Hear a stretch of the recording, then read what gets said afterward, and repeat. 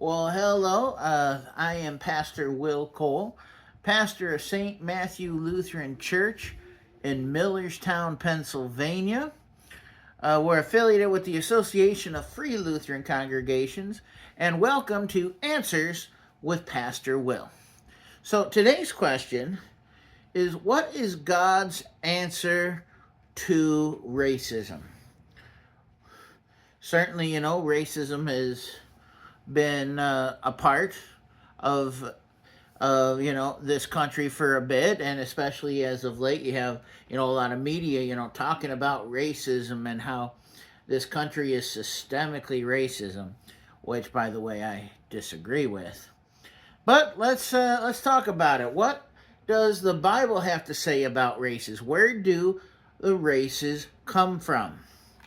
Now, if you asked many secular scientists how many races there are, they would say about 3 to 4. So you would have your Caucasians, your Mongoloids, your Negroids, and your Australoids. So basically white folks, I would say Asian people, black people, and sometimes the Australian Aborigines get their own. But is this really what we're seeing? And even now, modern scientists are actually going against this thing, because the answer is simple. How many races are there?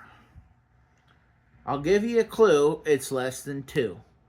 There is one race of people. And the truth is that we all go back to Adam. And we see this, in the Bible here. So if we go to Acts 17, verse 26, this is St. Paul that is talking here. And he said, "And he made from one man every nation of mankind to live on all the face of the earth, having determined allotted periods and the boundaries of their dwelling place." All right, so according to this, we are all related to Adam and Eve. And we have some other verses here. For example, Romans 5:12. "Therefore, just as sin came into the world through one man, and death through sin, and so death spread to all men because all sinned." All right.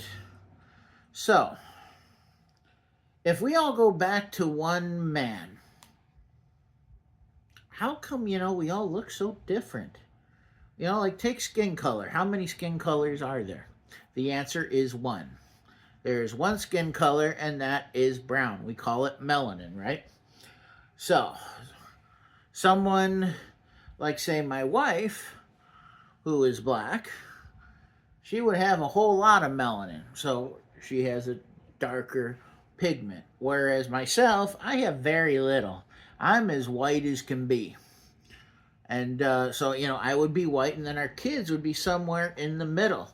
And the fact that we could have kids also demonstrates that there is one race.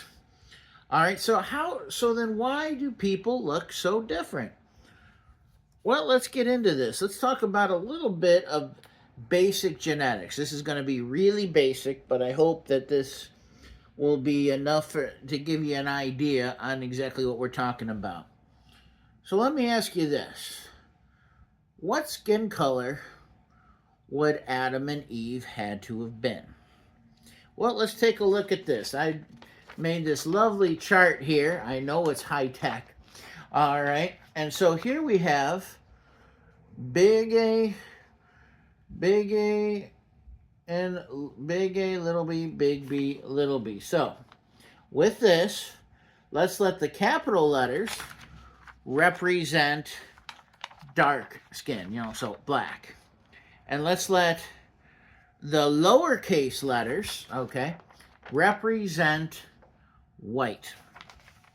Now, if you can see here, so you have some folks here, like these folks here, big A, big A, big B, big B, they would be your complete and total black person, as black as you can be, all of their descendants would be black. All right, and then if you go down here to this other corner here, you have little a, little a, little b, little b. This would be someone that's as white as can be. And so if they married another one like that, that is all they could have. Now, let's say that maybe, someone of a middle brown color. So right here we have, if you see here, the chart here, I know it's tough to do it like this, but I'm not that tech savvy, right? So we have, in this column here, big A, little b, and we have another big A, little b here. And where they cross, big A, little b, that would be like a middle brown. And you have several ways to get to that middle brown there, right? In fact, once you get to, say, here, big A, big B, little b, all of their descendants would be a middle brown. So what color of skin would Adam and Eve had to have been? Now, I surmise that their skin would have had to have been middle brown in order for their children to span the rainbow, essentially. So they would have had some black children. They would have had some white children.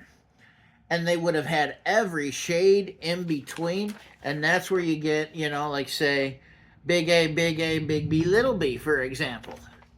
Certainly darker than, the middle brown, but not quite as dark as here. All right, so that's just some basic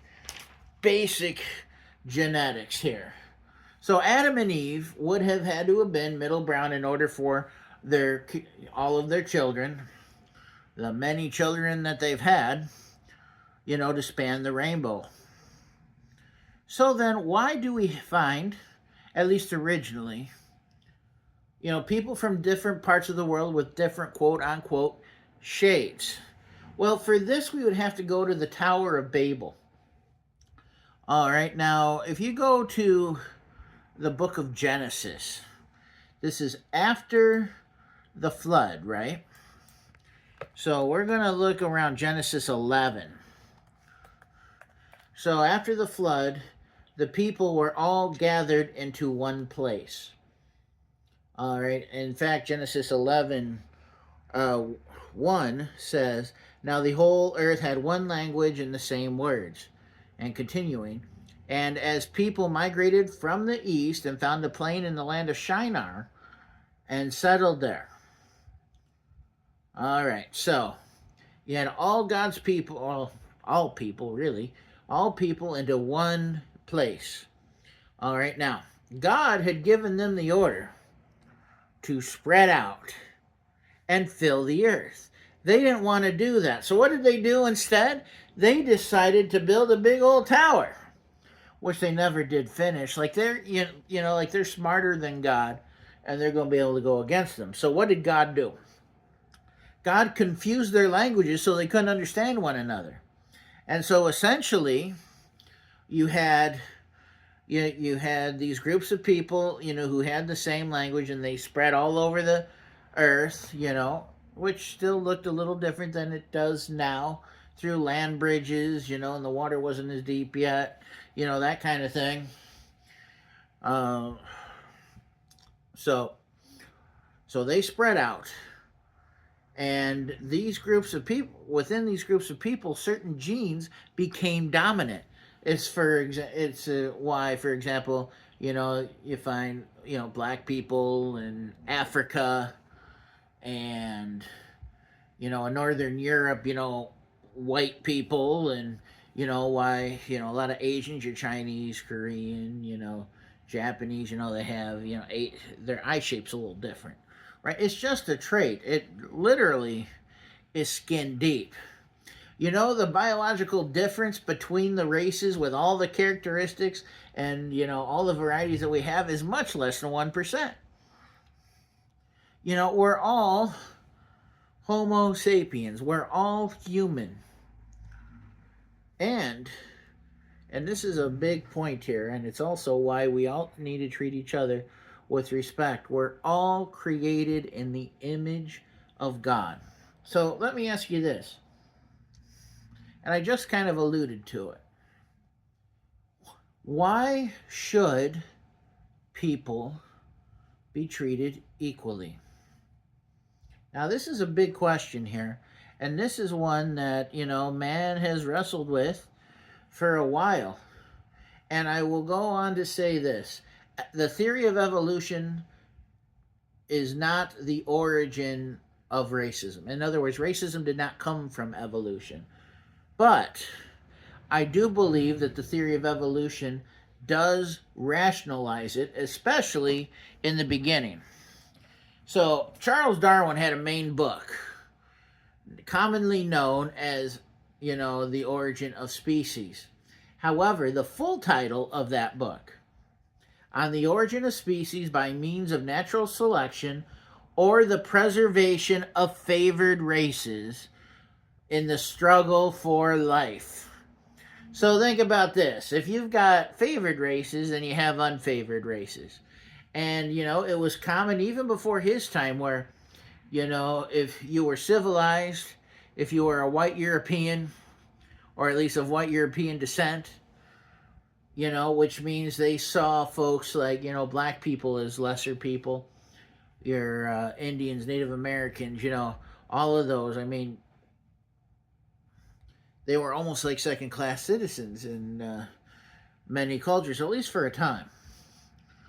And of course, Europe abolished slavery, and then eventually the United States abolished slavery. But the whole point is that, man can be rather arrogant. And we can deceive ourselves into thinking that we're better than everybody else. And so I go back to the question, why should people be treated equally? If there is no God, and we just came here by chance, and we determine our own morality, who says that we have to? Who says that Hitler was wrong in persecuting, Jews and, some Christians as well? If everybody agreed with it, then there'd be nothing wrong with that, right? Or should it be that that we should be treated equal because we were created in the image of God? There is a creator and he sets the rules.